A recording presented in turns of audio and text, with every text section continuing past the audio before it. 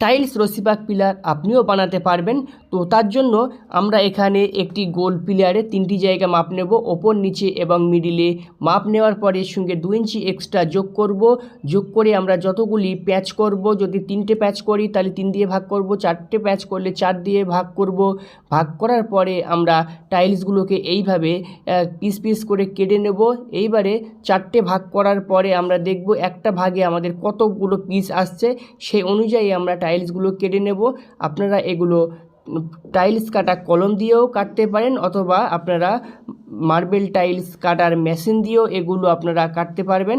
তো এইভাবে পিসগুলিকে কেটে নিতে হবে। পিসগুলি কেটে নেওয়ার পরে এগুলিকে আবার 45 ডিগ্রি অ্যাঙ্গেলে কোণ কাটতে হবে।